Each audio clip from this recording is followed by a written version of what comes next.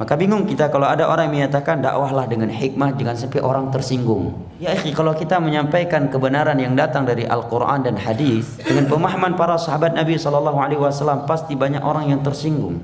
Maka Allah berfirman, inna sanulqi alaika qawlan thaqila. Ucapan yang berat.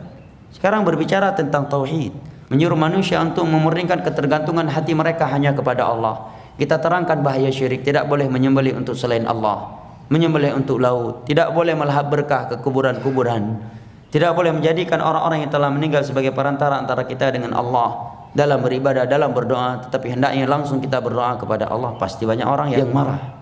Menerangkan pentingnya mengikuti petunjuknya Nabi SAW dalam beribadah dan tidak boleh menjadikan perasaan, adat istiadat sebagai landasan dalam beribadah. Pasti akan banyak orang tersinggung. Berbicara tentang halal dan haram, juga banyak orang yang akan tersinggung. Bahkan kalau kita menjelaskan sifat solat Nabi aja banyak orang yang tersinggung.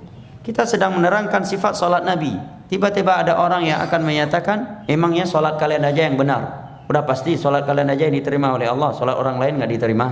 Sedang dijelaskan hadis-hadis yang menerangkan sifat solat Nabi tanpa menunjuk batang hidung manusia bahwa solat kamu nggak benar.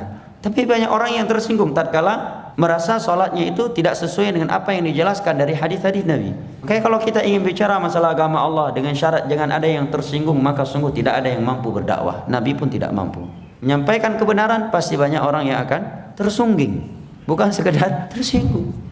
Maka berarti maknanya tidak perlu lagi berdakwah.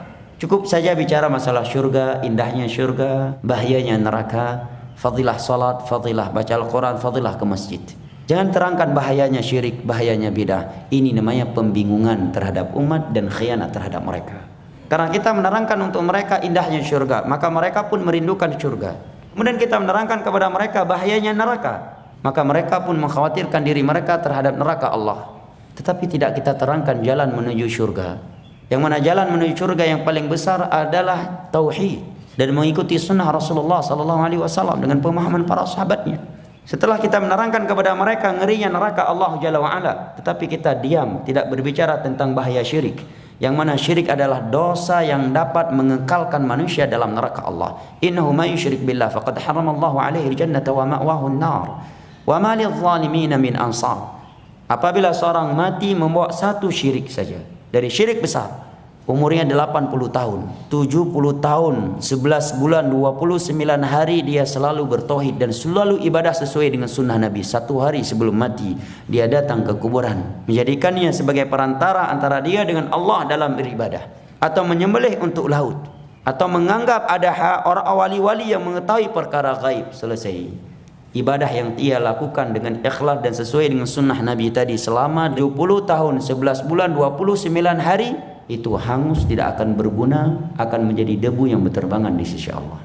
Allah berfirman, wa qadimna ila ma amilu faj'alnahu haba'an mansura. Kami kumpulkan ibadah-ibadah mereka pada hari kiamat, maka kami jadikan debu yang berterbangan, kata Imam Az-Zahabi rahimahullah di awal kitab Al-Kabair, karena mereka membawa dosa syirik.